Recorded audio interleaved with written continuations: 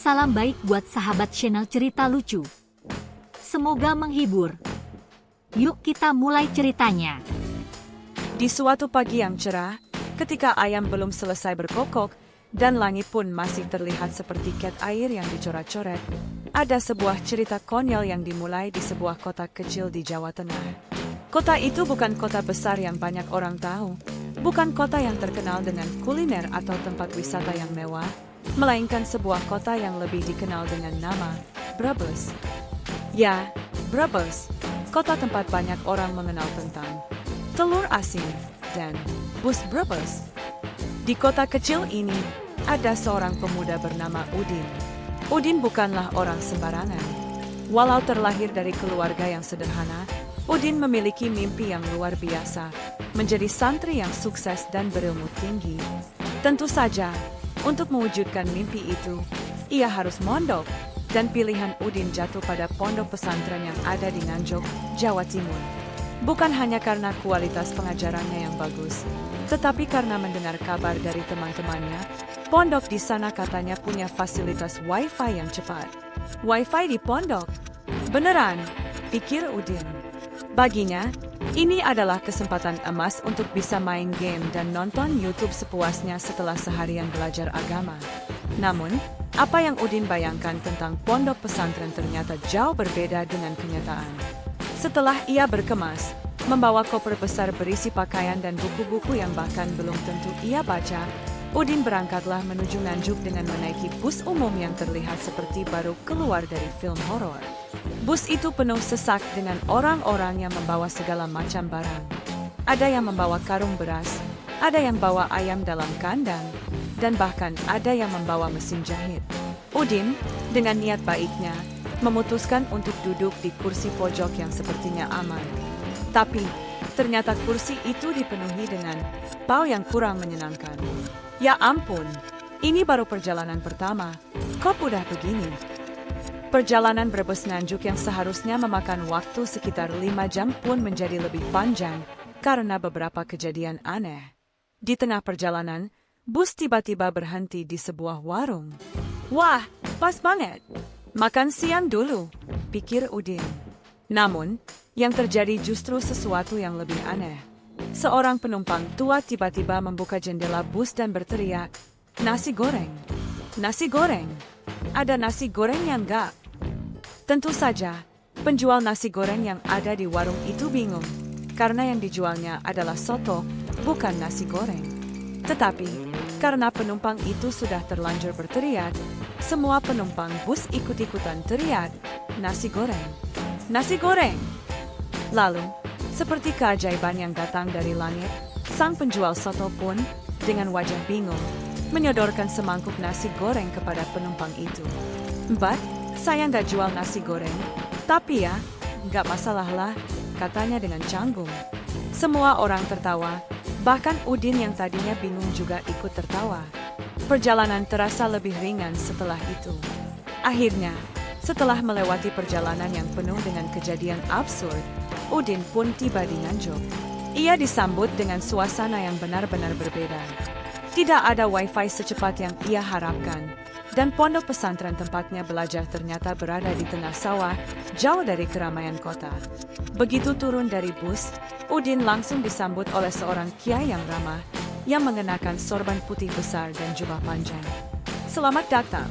Nah, pondok pesantren ini tempatnya penuh berkah, tapi ingat, sinyal internet di sini, ya, sangat susah," kata Kiai Yusuf dengan senyum lebar. Udin terkejut. "Apa? Sinyal susah? Bagaimana bisa?" pikir Udin sambil meresapi kenyataan bahwa ia terjebak di dunia yang jauh dari internet, jauh dari game online yang selama ini ia idam-idamkan. Tapi, Udin tidak patah semangat. Ya sudahlah, namanya juga mondok, kan, pikirnya. Ia pun melangkah ke dalam pondok dengan hati penuh harapan, berharap bahwa setidaknya ia bisa mendapatkan ilmu yang bermanfaat di sini. Namun, sesampainya di dalam pondok, Udin langsung merasa kebingungan. Pondok pesantren yang ia tuju ternyata jauh dari yang ia bayangkan. Pondok tersebut tampak tua dan penuh dengan bau kayu yang sudah dimakan usia. Di setiap sudutnya ada suara-suara aneh, seperti suara cicak yang berkokok atau suara langkah kaki santri yang entah kemana tujuannya. Udin merasa seperti masuk ke dalam dunia yang sangat asing. Di hadapannya, ada beberapa santri yang sedang duduk di teras pondok sambil membawa buku-buku tebal. Mereka terlihat sangat serius, dan Udin pun merasa sedikit canggung. Mereka pasti sudah menghafal ribuan kitab ya, gumamnya dalam hati. Namun, suasana pondok yang sunyi dan tenang itu justru membuat Udin semakin merasa seperti ikan kecil di lautan yang luas. Ia mencoba berkenalan dengan beberapa santri, tetapi sebagian besar hanya mengangguk tanpa berbicara banyak. Udin pun melanjutkan langkahnya, masuk ke dalam kamar kecil yang sudah disediakan untuknya. Kamar itu, meskipun kecil, cukup untuk menampung dirinya dengan segala barang bawaannya. Namun, ketika ia membuka jendela kamar, yang ia lihat justru bukan pemandangan indah yang ia harapkan, melainkan sawah yang luas dengan suara ayam berkokok tanpa henti. Wah, kayaknya saya terjebak di dunia yang penuh dengan ayam, pikirnya. Begitu Udin berbaring di kasur, ia merasa kelelahan. Pikirannya mulai bercampur aduk. Apa yang akan terjadi selanjutnya? Bagaimana cara saya bertahan di sini tanpa wifi? Apa saya bisa bertahan tanpa internet? Namun, ketika Udin hampir terlelap, ia mendengar suara aneh dari luar kamar. Suara itu semakin lama semakin keras. Apakah itu suara ular? Suara hantu? Atau hanya suara cicak raksasa? Pikirnya. Ia pun memutuskan untuk mencari tahu apa yang sedang terjadi di luar. Ternyata, itu bukan suara ular atau hantu. Itu adalah suara seorang santri yang sedang menghafal Al-Quran dengan suara keras, seolah-olah dia sedang berkompetisi dengan suara ayam. Aduh, Udin, kamu baru sampai sini, sudah ribet begitu, pikirnya. Udin pun kembali ke tempat tidur, berusaha untuk tidur. Namun, pikirannya masih sibuk memikirkan segala hal yang baru saja ia alami. Tapi, Udin harus bertahan. Ia tahu, meskipun tempatnya aneh, ini adalah jalan yang sudah ia pilih. Dan seperti kata orang bijak, mundur itu hanya untuk yang takut gagal. Udin pun memutuskan untuk menghadapi semua tantangan dengan semangat yang baru, meskipun ia belum tahu apa yang akan terjadi esok hari. Hari pertama di pondok pesantren Nganjuk terasa seperti film horor dengan latar belakang komedi. Udin bangun dengan wajah bingung. Sambil mengusap matanya, ia mendengar suara keras yang datang dari luar. Suara apa lagi ini? Gumamnya, sambil perlahan membuka pintu. Ternyata, suara itu datang dari para santri yang sedang berlatih mengaji dengan penuh semangat. Ada yang mengaji dengan suara keras seperti petir. Ada yang mencoba melantungkan bacaan Al-Quran seperti sedang menyanyikan lagu rock, dan ada pula yang mengaji sambil melompat-lompat. Ini dunia apa sih? Kok bisa kayak gini? Pikir Udin sambil menahan tawa. Ia merasa seperti berada di tempat yang jauh lebih aneh daripada yang ia bayangkan sebelumnya. Setelah pagi yang penuh dengan kegaduhan tersebut, Udin pun diarahkan ke ruang makan untuk sarapan. Di ruang makan, sudah banyak santri yang duduk dengan tenang, menunggu makanan yang akan disajikan. Udin, yang masih merasa canggung, duduk di salah satu meja, mencoba ikut berbaur. Namun, sepertinya Udin terlalu terburu-buru. Ketika makanan datang, ia langsung mengambil sepiring nasi dengan lauk yang cukup melimpah. Namun, hal yang paling menggelikan adalah ketika Udin mulai makan. Ia tidak sadar bahwa lauk yang ada di piringnya adalah ikan asin yang terlalu asin, dan sambalnya begitu pedasnya, seperti ingin membuat mulutnya terbakar. Udin yang biasanya tidak begitu suka makanan pedas, mulai merasakan kepedasan yang luar biasa. Ia mencoba menahan rasa pedas itu dengan minum air sebanyak-banyaknya, tapi malah jadi tambah parah. Aduh, kenapa bisa begini? Teriak Udin dalam hati. Dia pun berusaha tetap tenang, meski mulutnya terasa seperti terbakar. Tiba-tiba, seorang santri yang duduk di sebelahnya melihatnya dan berkata, "Kamu harus makan sambil ngaji, supaya nggak pedas." Udin terkejut. Ngaji? Apa hubungannya ngaji sama makan? Santri itu mengangguk serius. Nasi ini ada doanya, kalau kamu makan sambil ngaji, insya Allah pedasnya hilang. Kalau enggak, ya siap-siap aja mulut kamu bisa terbakar. Udin yang sudah terlanjur penasaran, mencoba mengikuti saran tersebut. Sambil makan, ia melafalkan doa dengan suara terbata-bata, berharap rasa pedas itu segera hilang. Ajaibnya, entah karena doa atau karena terlalu fokus makan, rasa pedas itu perlahan mulai berkurang. Wah, ternyata ada manfaatnya juga. Nih, pikir Udin, merasa sedikit lega. Setelah sarapan, Udin diminta untuk ikut kegiatan rutin pondok yang disebut Tadarus. Kegiatan ini ternyata melibatkan para santri untuk membaca Al-Quran secara berkelompok. Udin yang baru pertama kali ikut, merasa gugup. Apakah saya bisa membaca dengan lancar? Atau nanti malah jadi bahan tertawaan?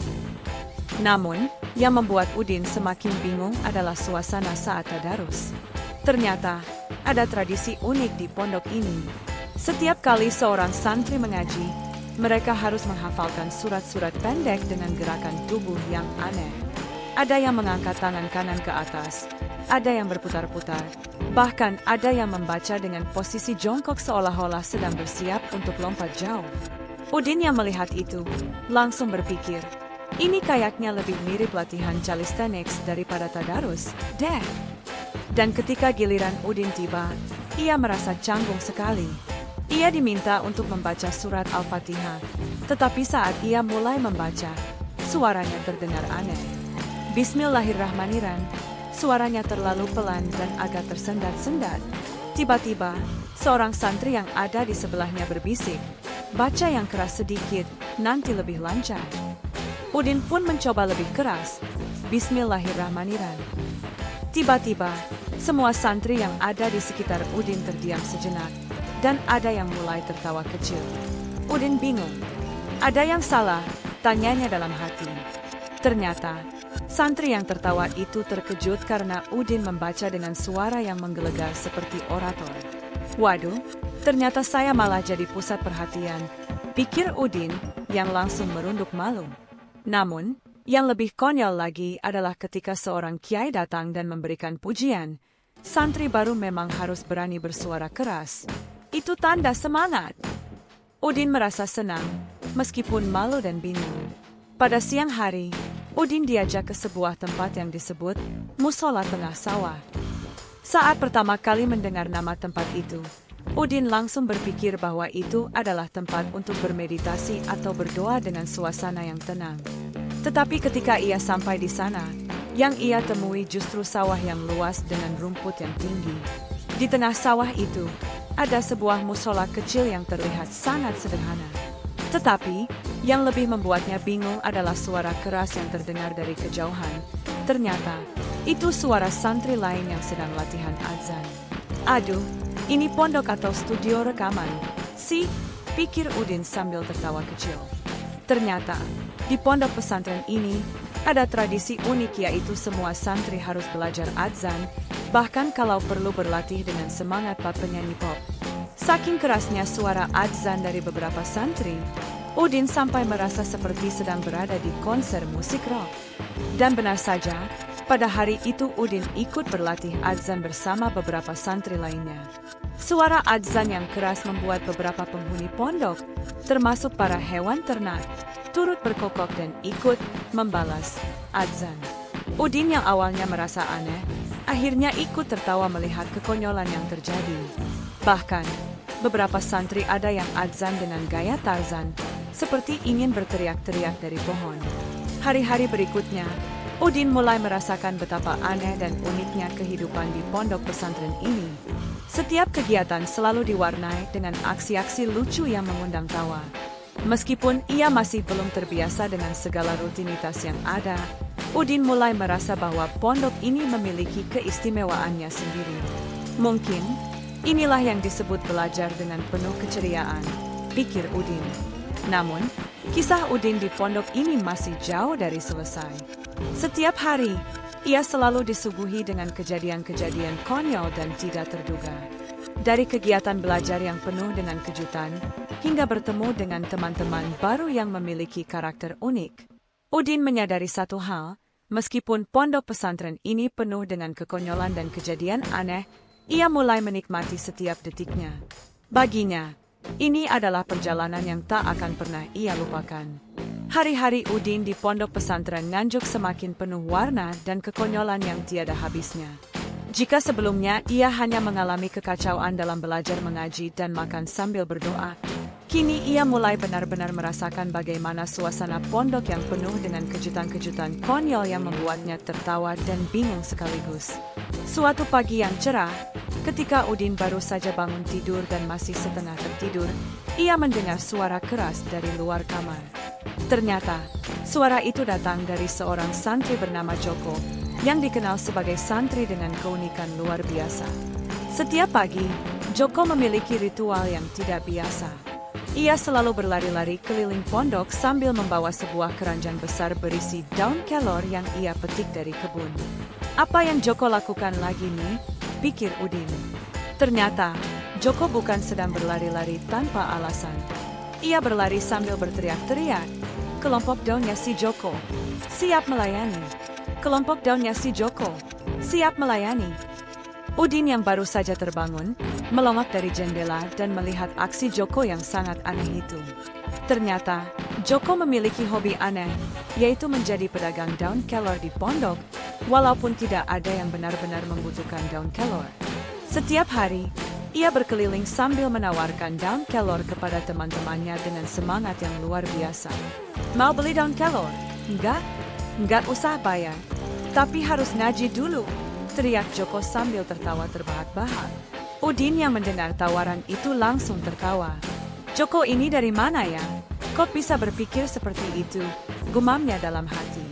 Namun, yang lebih membuatnya geli adalah kenyataan bahwa para santri lain yang biasanya serius mengaji, kini ikut-ikutan membeli daun kelor dari Joko. Bahkan ada yang memakannya sambil ikut berlatih mengaji. Tak hanya itu, pondok ini juga punya kebiasaan unik yang tidak ada di tempat lain. Setiap kali ada acara tertentu, misalnya pengajian besar atau acara peringatan Hari Besar Islam, pondok ini selalu mengadakan lomba yang sangat aneh dan lucu. Lomba tersebut adalah Lomba Pahlawan Indonesia, yang diikuti oleh para santri dengan cara berpakaian layaknya pahlawan nasional. Udin yang awalnya bingung, akhirnya ikut mendaftar untuk lomba tersebut dengan harapan mendapatkan hadiah berupa piala yang katanya bisa dipakai untuk koleksi. Namun, lomba ini ternyata jauh lebih konyol daripada yang ia bayangkan. Setiap santri diminta untuk mengenakan pakaian khas pahlawan Indonesia. Ada yang memakai kostum Soekarno, ada yang menjadi Kartini, bahkan ada yang memakai kostum Jenderal Sudirman lengkap dengan pedang bambu yang tampak lebih mirip mainan. Udin yang seharusnya menjadi pahlawan bangsa, justru mengenakan kostum yang paling aneh, pakaian Pramudia Anantatur. Ia mengenakan kacamata tebal dan membawa buku tebal, sambil berpidato dengan suara serius yang membuat seluruh peserta lomba tertawa. Ini lomba apa sih? Kok jadi kayak acara cosplay? Pikir Udin yang merasa dirinya lebih mirip badut ketimbang pahlawan. Tetapi ternyata, inilah yang membuat pondok pesantren ini semakin berwarna. Semua kegiatan di sini dilakukan dengan semangat dan keceriaan yang luar biasa. Meskipun terlihat konyol, semua santri di pondok ini merasa sangat nyaman satu sama lain, seperti keluarga besar yang saling mendukung dan tertawa bersama. Namun, bukan hanya lomba pahlawan yang menjadi acara yang lucu di pondok ini. Ternyata, para santri juga memiliki kegiatan tahunan yang dinamakan Lomba Pecah Telur. Tidak ada yang tahu pasti mengapa acara ini dinamakan demikian. Tetapi yang pasti acara ini sangat terkenal dan dinanti-nanti oleh semua santri. Lomba ini melibatkan santri yang harus berlomba untuk memecahkan telur ayam dengan berbagai cara yang paling kreatif. Ada yang melempar telur dari atap pondok, ada yang memukul telur dengan menggunakan sendok, dan ada juga yang mencoba memecahkan telur dengan cara berdiri di atasnya. Udin yang awalnya ragu-ragu, akhirnya ikut berpartisipasi. Saat giliran Udin tiba, ia memutuskan untuk memecahkan telur dengan cara yang sangat tidak biasa, dengan melompat ke atas telur sambil berteriak, "Allahu Akbar." Semua orang menonton dengan tegang, dan saat ia mendarat di atas telur, telur itu pecah dengan suara keras yang membuat semua orang terkejut. Udin merasa seperti pahlawan, meskipun ia tahu bahwa cara yang ia pilih sangat konyol. Wah, Ternyata bisa juga jadi pahlawan dengan cara begini, pikir Udin sambil tertawa melihat teman-temannya yang juga ikut mencoba berbagai cara unik untuk memecahkan telur. Suasana pondok semakin riuh dengan tawa dan kekonyolan, tetapi di sisi lain, Udin merasa bahwa ia mulai benar-benar menikmati hidupnya di pondok ini. Hari demi hari berlalu, dan Udin semakin merasa betah di pondok pesantren yang penuh dengan keunikan dan kekonyolan ini. Meskipun banyak hal yang aneh dan tidak masuk akal, Udin menyadari satu hal yang sangat penting. Di pondok ini, ia tidak hanya belajar ilmu agama, tetapi juga belajar bagaimana hidup bersama dengan orang-orang yang berbeda dan saling mendukung satu sama lain dalam keceriaan dan tawa. Pada akhirnya, Udin menyadari bahwa kehidupan di pondok pesantren Nganjuk ini adalah pengalaman yang tak akan pernah ia lupakan. Walaupun penuh dengan kejadian-kejadian konyol dan lucu, ia merasa bahwa pondok ini memberikan pelajaran yang sangat berharga. Di sini, ia belajar bagaimana menghadapi hidup dengan senyum dan tawa, bagaimana berbagi kebahagiaan dengan orang lain, dan bagaimana menjadikan setiap momen dalam hidup sebagai kenangan yang tak terlupakan. Dan meskipun ia pernah merasa cemas dan bingung di awal, kini Udin tahu bahwa hidup di pondok pesantren ini adalah perjalanan yang penuh dengan kebahagiaan, dan tidak ada tempat yang lebih baik untuk tumbuh dan berkembang daripada di sini, tempat yang penuh dengan kekonyolan dan kehangatan persaudaraan.